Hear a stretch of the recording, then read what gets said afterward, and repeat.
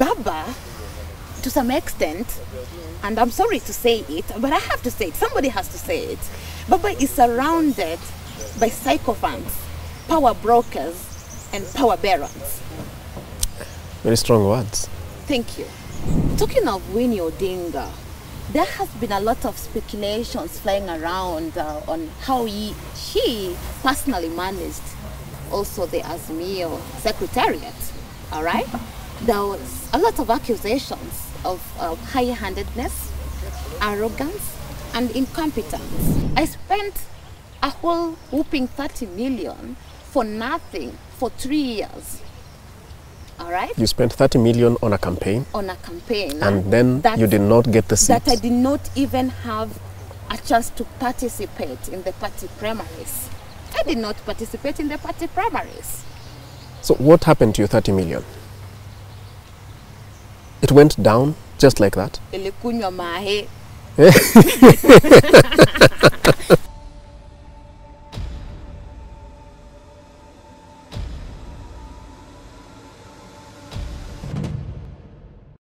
Tuko family, how are you doing? My name is Kingori Wangeshi, and when you see Kingori suited up, just know that we're just about to have a lit political conversation, and we are going to be helped this week on Tuko Siasa by a vibrant, dynamic cybersecurity technocrat who has a political opinion on the current and past and probably the future of politics in Kenya, and specifically in ODM and largely Azimio.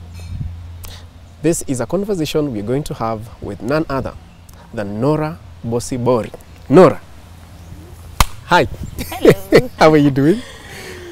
Wow, what a description. I like your energy already. Thank you. Welcome to Tuko Siasa. Thank you for having me. I think we've been looking for you, I must say.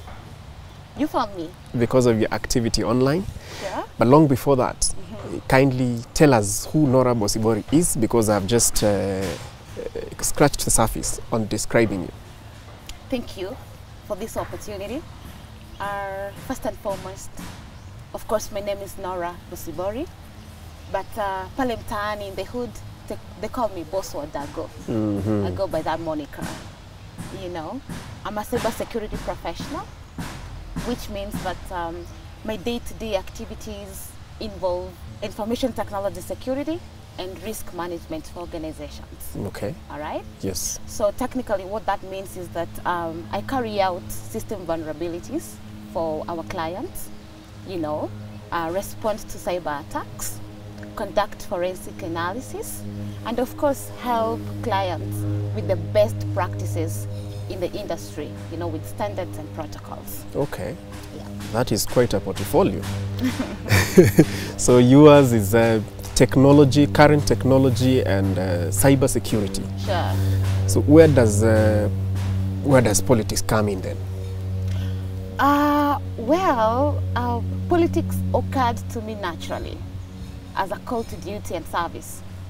All right?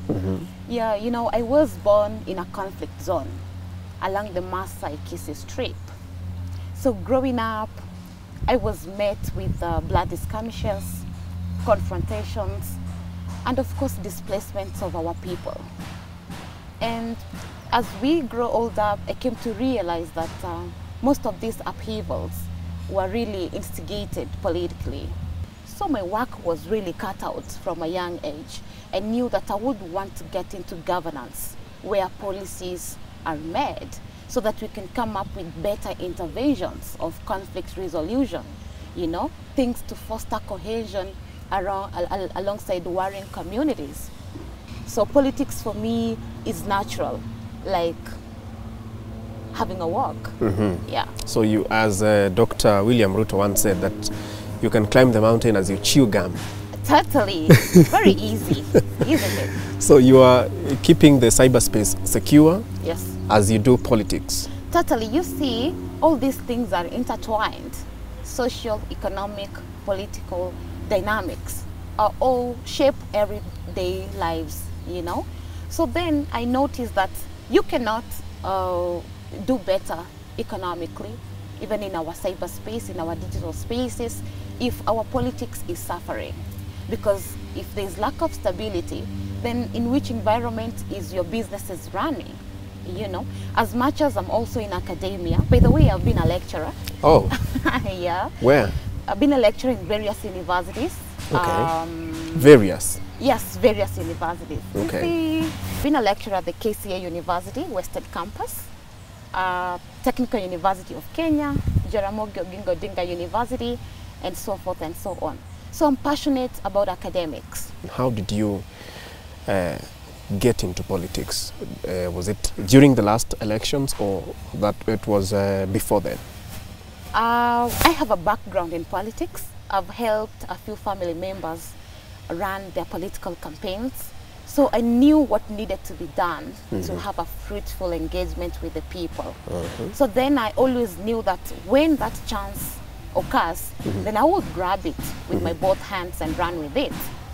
You played a role in within Nairobi. Sure. Can we get into that now? You were running for a position. I did. Yes. Well, I was running to represent my people of Dagoretti North as a member of National Assembly representative, and I was running under the ODM ticket. All right. So then I ran so many activities to familiarize myself with my people. A lot of them was, of course, economic empowerment, just to show people that it can be done, all right, with the right policy frameworks, with the right people in office, that we can make it happen.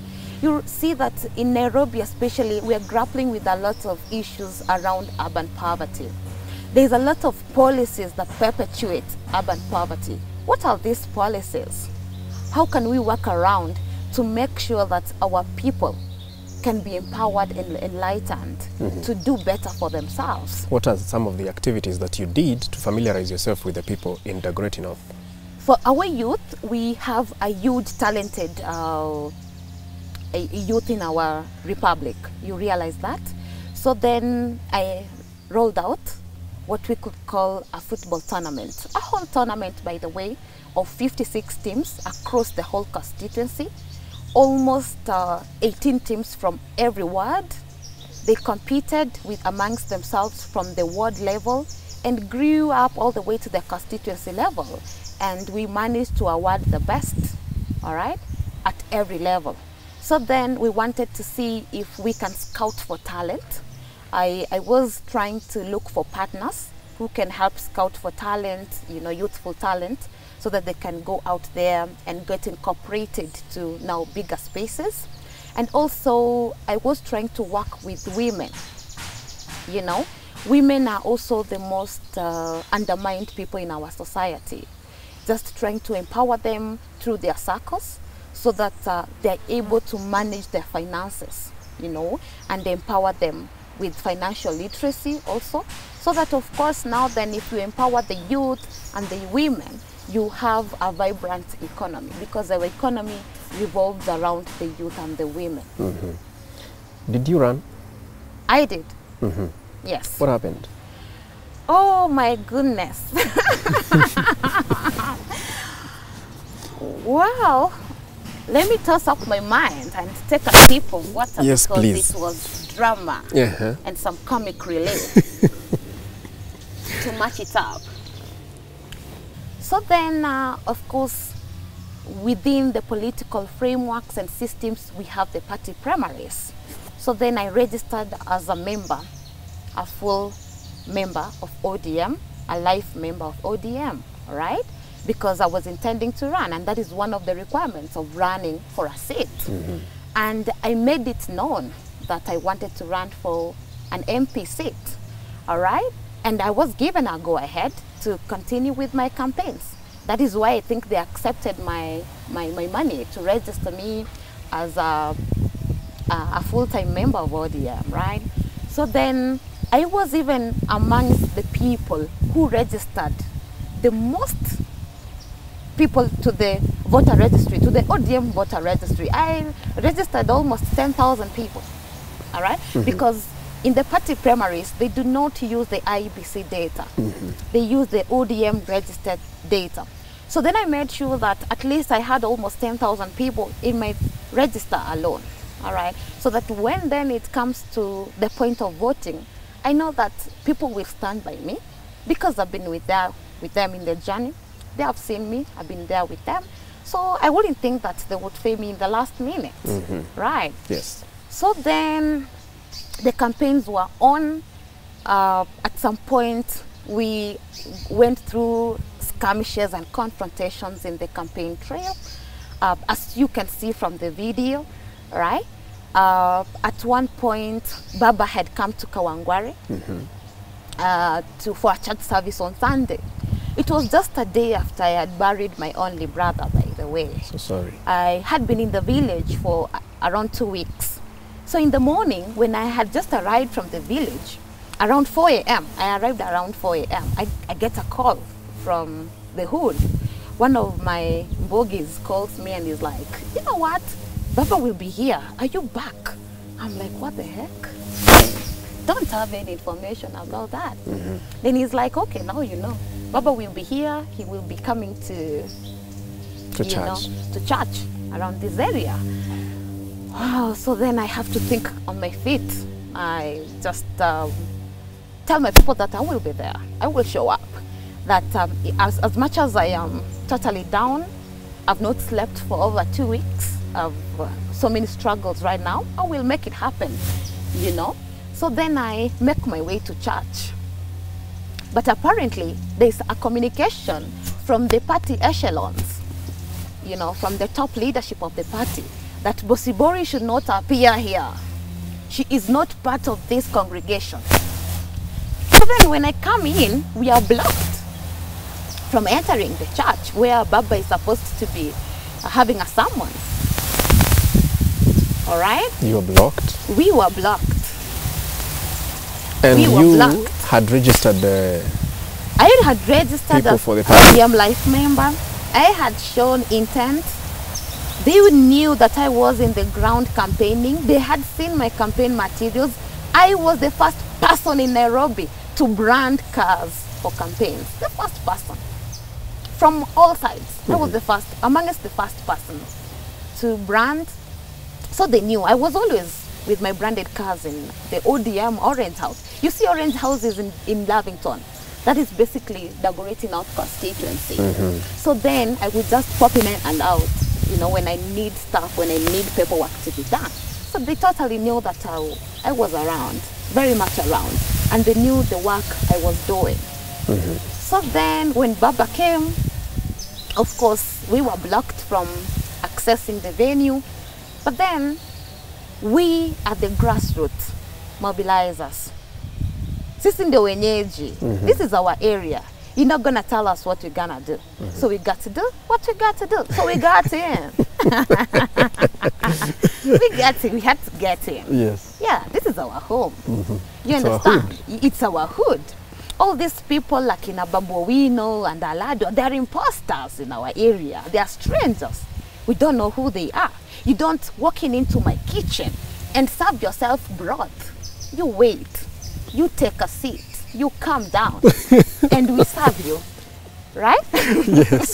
So yes, we had to address the congregation. And we did address the congregation. And Baba was there. All right? So when they were walking out, of course, I had been marked. So then again I was blocked from getting into the motorcade. That you know that motorcade where Baba now. It was really ugly. It was ugly. My car was smashed. A Prado TX.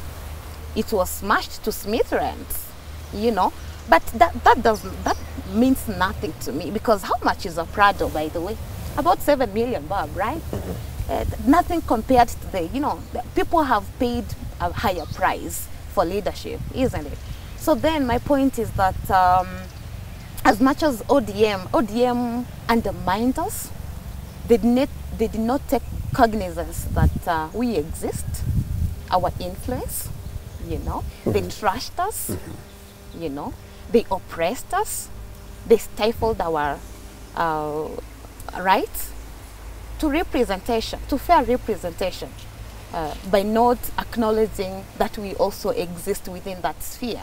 All right. But then, at the end of the day, is that people of Dagoretti stood on the ground and told Baba that I had to address the people. I had to address the people. And Baba badged, and he asked that I be put on his bonnet. And I addressed people from the bonnet. And that is when we were satisfied and we went our way. But you see, then we realized that there was an agenda, there was a narrative that was being peddled around.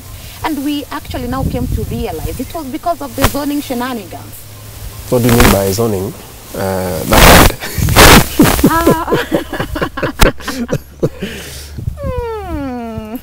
Well, you know, let's start from the handshake. All right? Yes. So the handshake brought together Raila and President Uhuru Kenyatta, President Uhuru Kenyatta. And then together there was the handshake framework. So within that handshake framework, then Jubilee and ODM was to work together. All right? But then they did not tell us upfront that there was going to be zoning, whereby areas deemed Jubilee zones were going to field Jubilee candidates, and ODM places were going to field ODM places. ODM candidates. ODM candidates. So then they just led us on. All right? Did they tell you that, or they did not? Nothing. They did not tell us. They just told you to campaign. I spent a whole whooping 30 million for nothing for 3 years. All right? You spent 30 million on a campaign? On a campaign. And then you did not get the seats? That I did not even have a chance to participate in the party primaries. I did not participate in the party primaries. So what happened to your 30 million? It went down just like that? Through the drain. It's not laughing matter, it's only that you've put in a funny way. No, we should laugh about it because we love mediocrity as a people. You know, so we should laugh at ourselves. Some comic relief, at least. So the point is that then... What happened that you did not get to participate then? Because of zoning, so Jubilee and ODM top organs... Now that is Azimio. The echelons. Now the Azimio leadership sat and decided who gets a ticket for where. Direct ticket for where. No consultations, no nothing. There were no negotiations? No negotiations. A day to the election, they called us to Westlands. Election or nomination? A day to the election of the nominations. Ah, okay, nominations. They called us party primaries. Yes, party primaries. They called us to Westlands. Was it Pride In? They kept us for almost 7 hours. Nobody showed up. We were bundled there as some cows. Who are you? Cows. When you say we? Now ODM. ODM, because we were going to have the party primaries the next day, the whole of Nairobi. Was it on 21st or 22nd of April? So then they told us that they needed to pass some message. And remember, before that, we'd already paid for the nominations money, which was 125,000 Kenya shillings. Refundable or non-refundable? They finally refunded it. Okay, okay. So 125,000 for women and the youth, and 250,000 for the men. We had paid, we had prepared. You know, having paid for the party primaries, then you go ahead and start organizing yourself, mobilizing, making last minute arrangements. Like personally, I have over 10,000 materials in the house that I did not use because they were supposed to be used on the eve of the elections. Isn't it?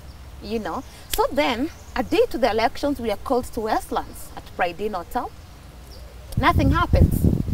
At around 4 or 5 p.m., the meeting is called off, just abruptly. Catherine Muma makes a call and just gives directions that, look, actually she sent a message on Telegram and said, it's cancelled, we will advise you on further action. The election is next morning. This is 5 p.m. You know, there is confusion, pandemonium at least. People don't know what they're doing. So we went home. But then, of course, I did not want to be caught unawares. I went ahead with my preparations. I organized my party agents, the agents that were supposed to make sure that people are properly guided into the stations of voting and stuff like that. I went ahead and met my agents, you know. I went ahead and met my mobilizers. And remember, you have almost 100 mobilizers to take care of the whole constituency. Those are resources. Still, you're spending on the last minute where there's not going to be any election. And you don't know. And you don't know. No idea. So last minute also then, I go and print a lot of material still. You see, have you ever voted when you're going to the polling station, you see a lot of paperwork and material? Yes. That is usually done on the eve of the election. I went and printed 5,000 of those. You know, you have to stick them everywhere. You know, so that at night, my guys will be out there sticking stuff. So guess what happens at around 10 p.m.? 10 p.m. Election is cancelled. Yes. There's no elections in Nairobi. No nomination, that is. Yes, no nominations in Nairobi. Yeah. So then, no communication, no nothing. Just election, the nominations has been cancelled. All right? So where does now that leave the party and the candidates? There was no communication whatsoever after that. Nobody was called. Nobody was advised. They just left us hanging. You know? Because who are you? Who are you? We don't need you. We have the system. We have the system. We've already won the elections. You can go to hell. And all right? No, we're talking about the nominations. Yeah. They were cancelled. Yes. And you were not told. We were not told anything. We were not, you know, there was no negotiations. There were no follow-up calls to explain issues. Nothing. The election for the nominations was cancelled. Everybody went home, and that was it. End of story. So were they not interested in the seats that they had candidates? No, because they had already handpicked their favorite candidates, whom they were now intending to give direct tickets to. So now we are talking about Azimio or ODM? We're talking about ODM. Yeah, because I'm a member of ODM. So they preferred somebody else to you? Yes. They had a preferred candidate, and all along, there was those subtle, you know, connotations that you get to realize that the way stuff is being done, there's some narratives, specific narratives to a specific target, but then because you're not an insider, you're not exactly able to tell what's happening. So who is this person that was preferred? Honorable Beatrice Elachi. From Jubilee? From Jubilee. But then she had crossed over to ODM 2 weeks to the nominations. Yes. She's not a Jubilee member? She's no longer a Jubilee member. She is now an ODM member. 2 weeks to the elections, she crossed over to ODM. Yeah. Okay. And that is how you lost that is how your 30 million shillings That is why went my down 30 million shillings went down the drain. You understand? And, you know, that's just what happened. Did you now stop campaigning for now the presidential candidates? Well, we wanted to continue with the presidential campaign because we had to look at the bigger picture.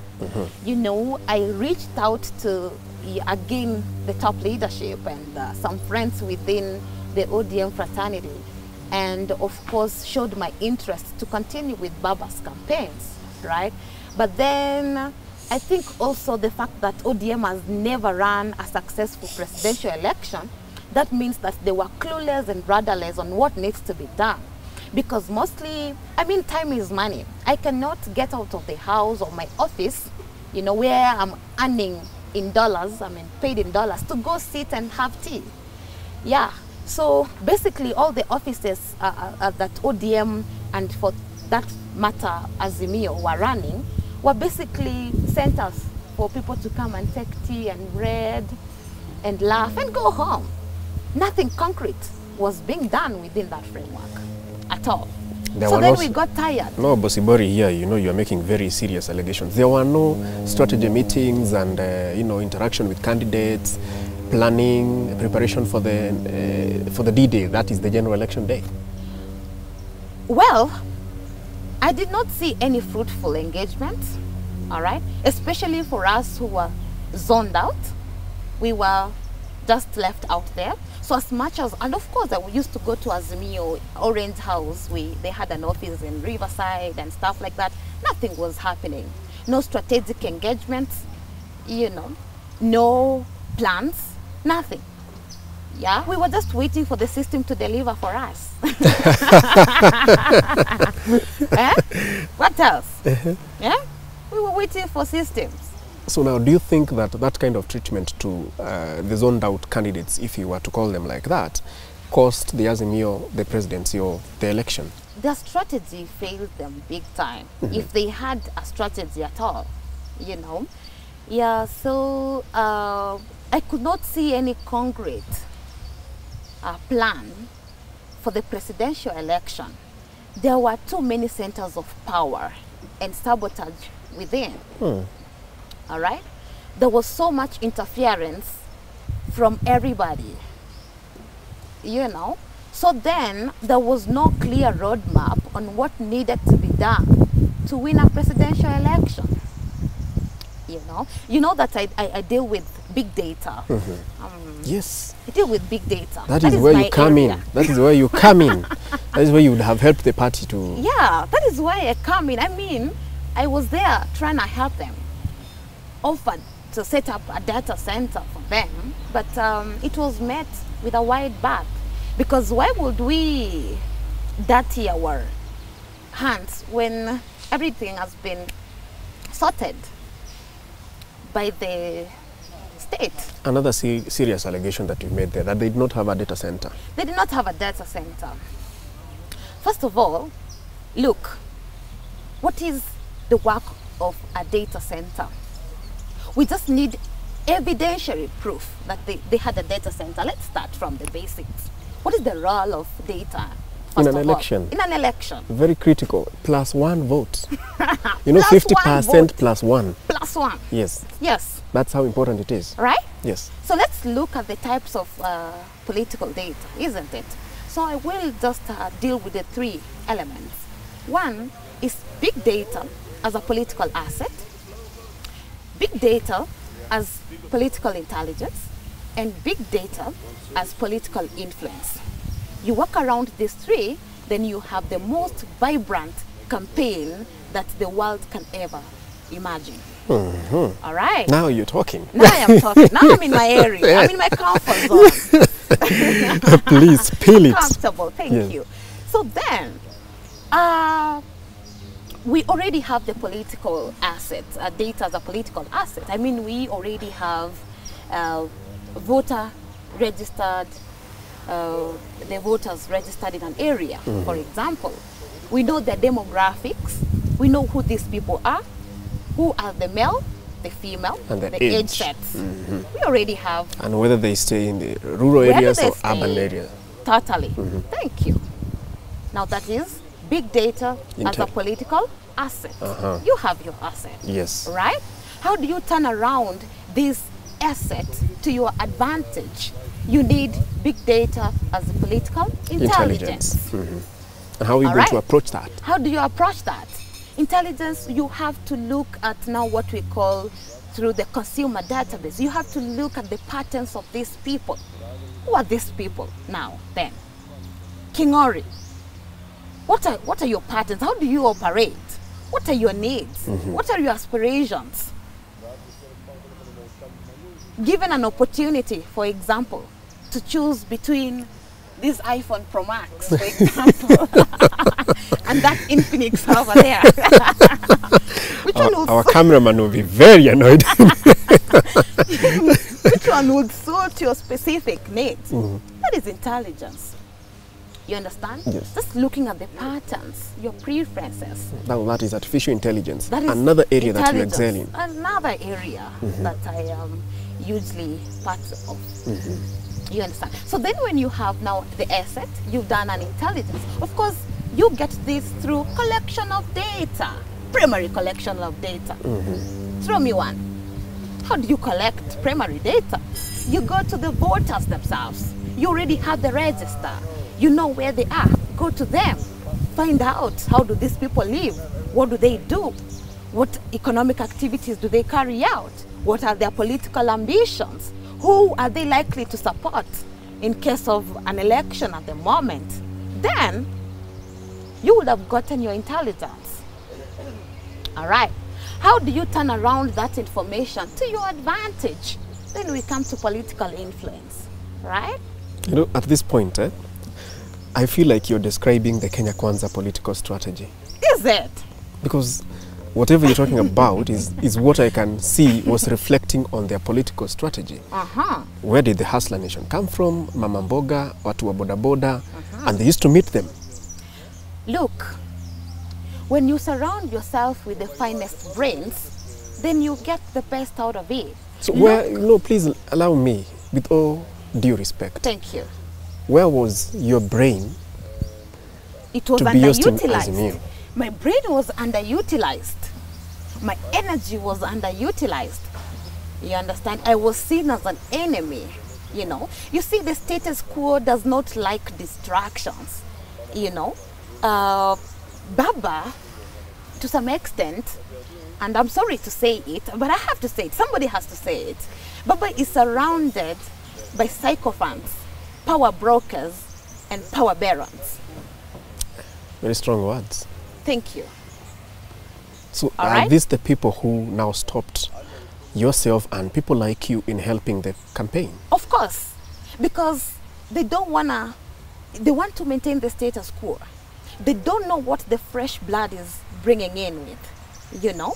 So then they have to keep you at bay, you know. They operate as Freemasonry, maybe, you know, there is a way they operate. If you bring in fresh ideas, then it does not augur well with them, all right? Yeah? So then the sabotage is even within yourself, you know? So because you have ego issues, you cannot let people in and help you, you know? Yeah? Because you think they're coming to take the light away from you. Did you have a feeling that they had a surety, like they'll get it? Overconfidence. Overconfidence. How are you overconfident without planning? Overconfidence cost them? Totally. In what way? The basic principle, which is not, you know, mutable, is that success occurs when preparation meets what? Opportunity, right? The opportunity was there. Zero preparation. Nada. Zilch. Yeah? You're now in my element also.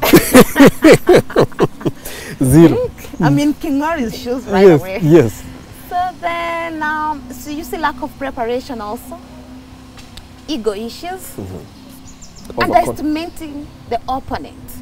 You see, they thought that Ruto was a boy playing with a ball to nowhere. Kicking a ball, hoping that maybe at some point it will get into a goal somewhere. They did not know that this is a man with a plan. You understand? They underestimated him. How did you have the feel of overconfidence? Don't you have clips of people saying that now we have the system? All right? Didn't you see, even when we have serious rallies and an opportunity to express our interests to run the country and the government, so that then we tell the people what we would do for them, but instead we went into shouting matches to nowhere, you know? So then how did we have a plan if we did not even have basic fundamental issues that we needed to undertake? What plan did we have other than moving around the country and just insulting Kenya Kwanza, you know, trashing bottom up? What was the alternative? If bottom up is not really helping much, what is your model? Tell us your model.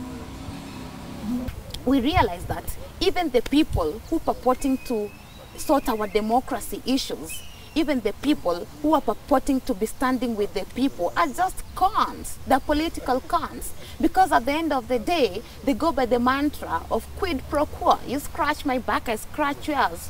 What was the handshake framework about? Tell me, what were the mechanisms? What is it about? What was the structure? It was basically, come we work together so that you can stop the confrontations and I can also help you get the presidency. Scratch my back, I scratch yours. Quid pro quo. Baba joined the oppressors. All right? Of course, we appreciate that he has fought for the democratic space. We appreciate all he has done for the country. But then, we do not then now say that as much as he has fought for the democratic space, we join him in oppression. You know, that is totally selfish. So has his political stand now set? Oh, it's done. Baba's time is done? Totally done. So who is going to take over the political campaign? I mean, the Luo Nation? Is it Winnie Odinga or who? Or are we seeing the end of the Odingaism? Well, talking of Winnie Odinga, there has been a lot of speculations flying around on how she personally managed also the Azimio secretariat, all right?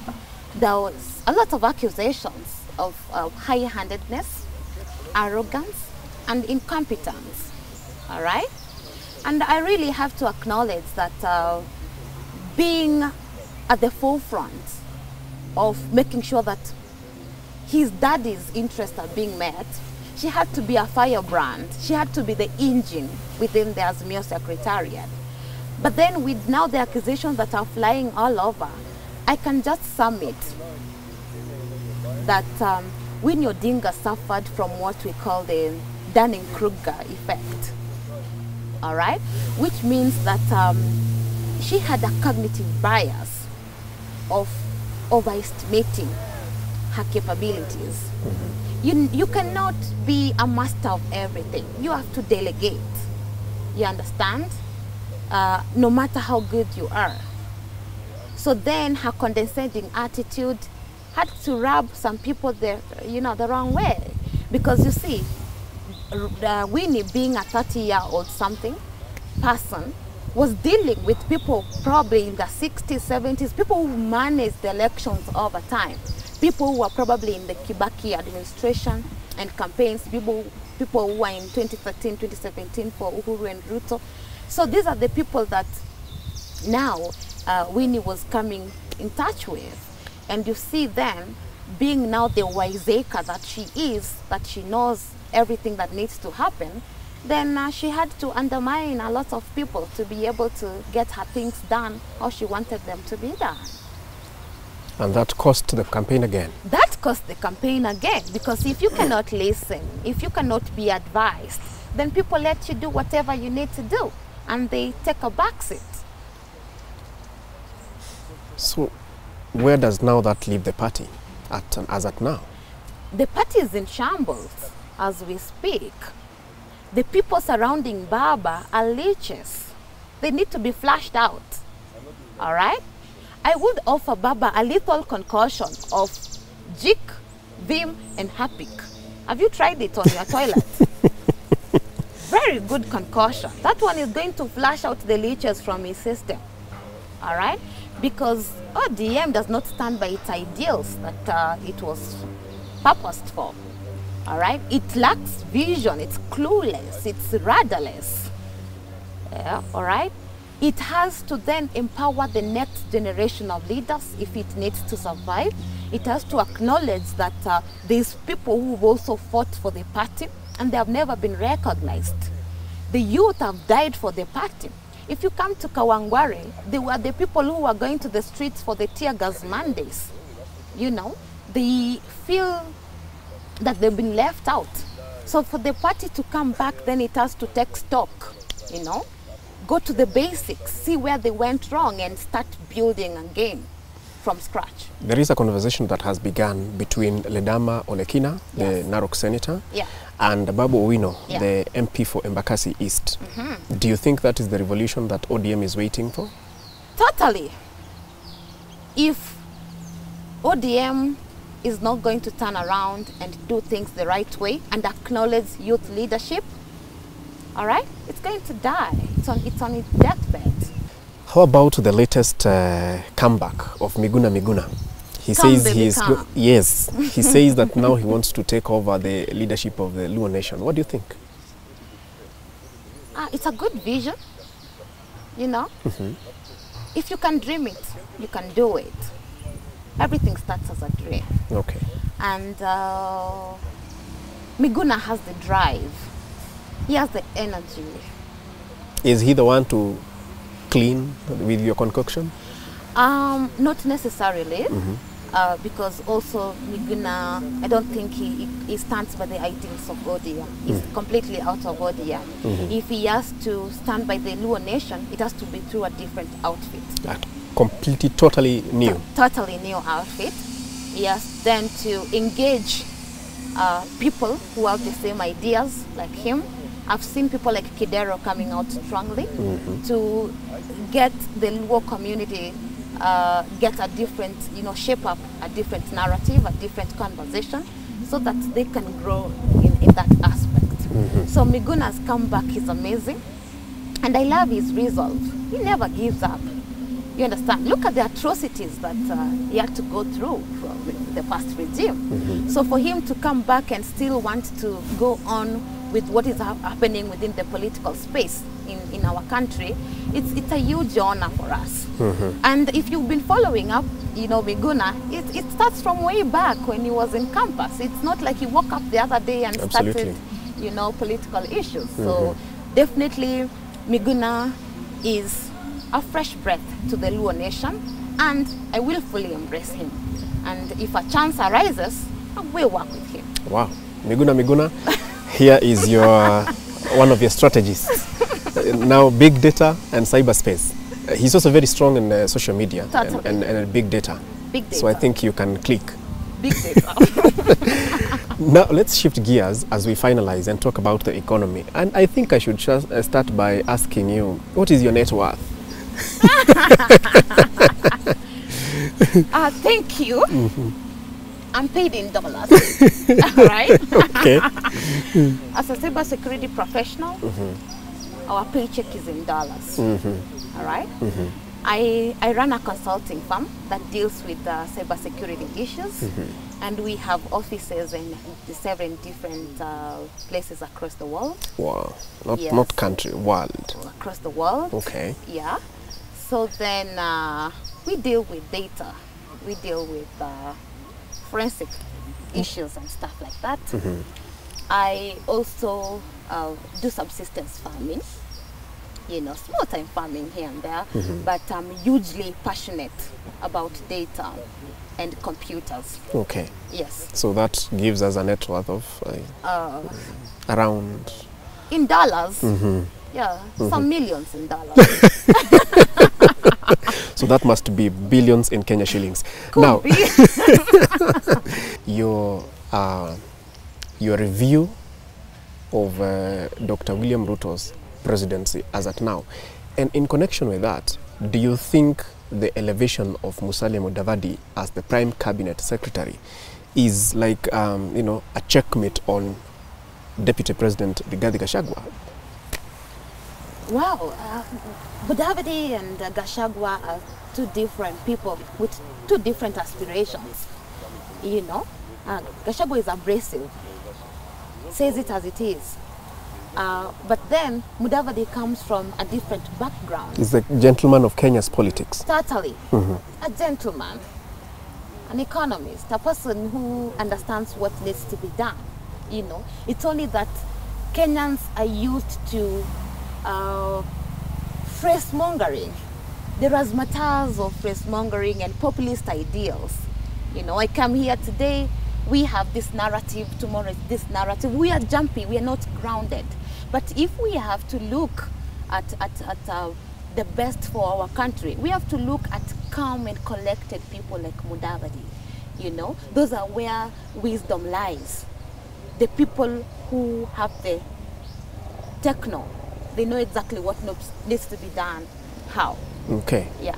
So how would you review Dr. William Ruto's presidency? What do you see in him that can change the country? Dr. William Samoei Ruto, PhD. firebrand.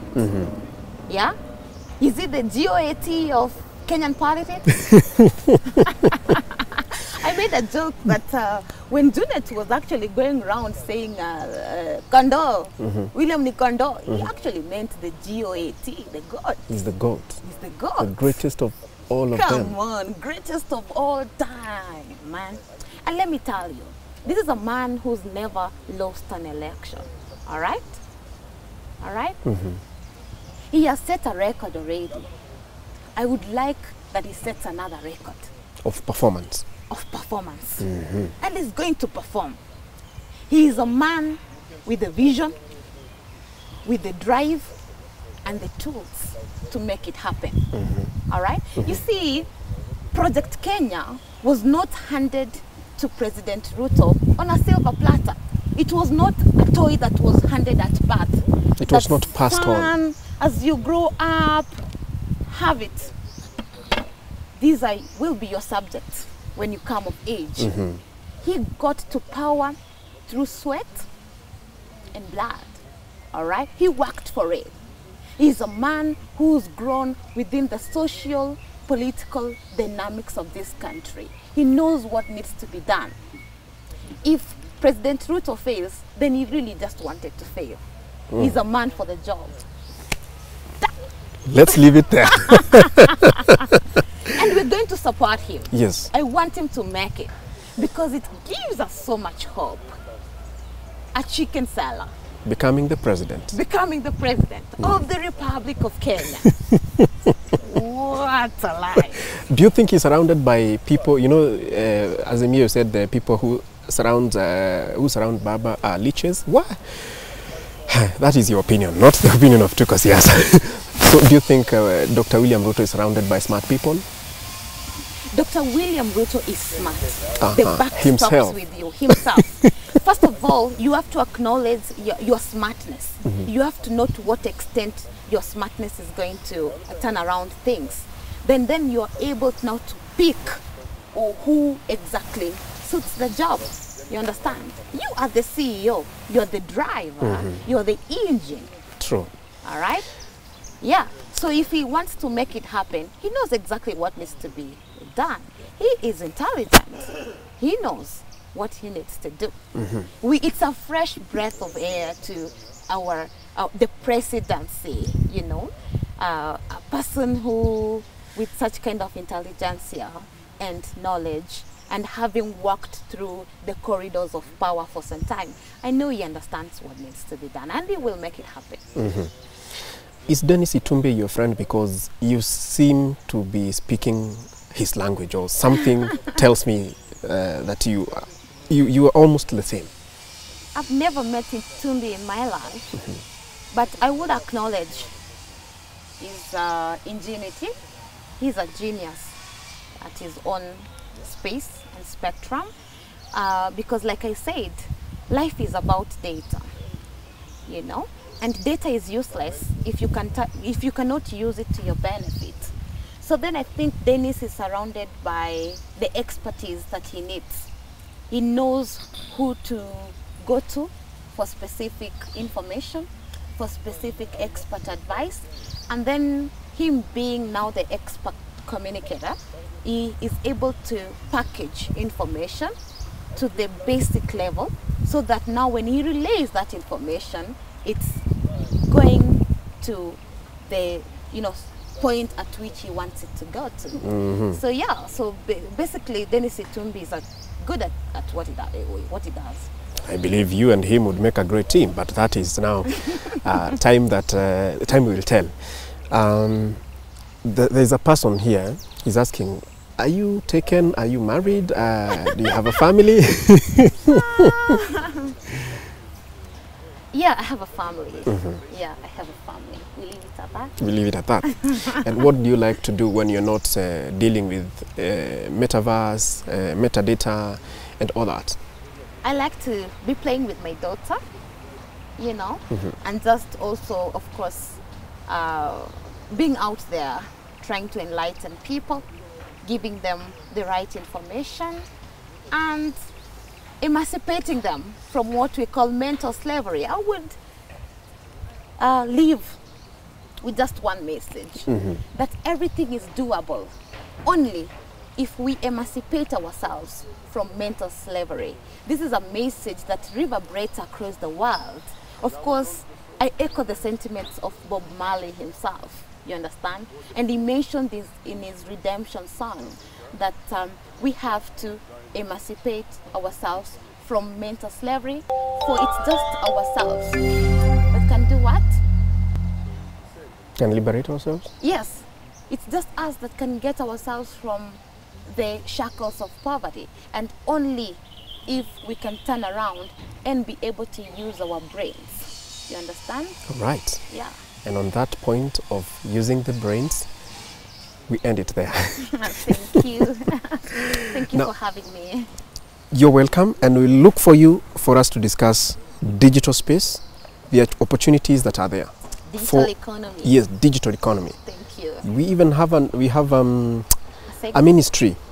We do. Yes. Yeah, ICT digital economy and diaspora. And I'm excited for it. Yes. Totally excited. All right. Yeah. Thank you very much, Norah Bosibori, for your words. This interview will be referred to in future, because there's a lot of future and potential in you. I see that. Meet the 6th. This is the 6th. Meet the 6th. All right.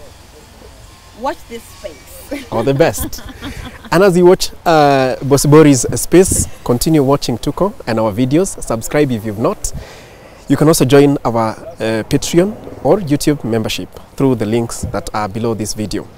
My name is Kingori Wangeshi. This has been Tuko Siasa. A lot has been said on this segment. It is not our opinion. It is not opinion of Tuko Siasa or of Tuko. That is squarely the opinion of Norah Bosibori. But she has also revealed so much about what was happening and her ideas of what needs to be done. My name is Kingori Wangeshi. Until next time, watch this space.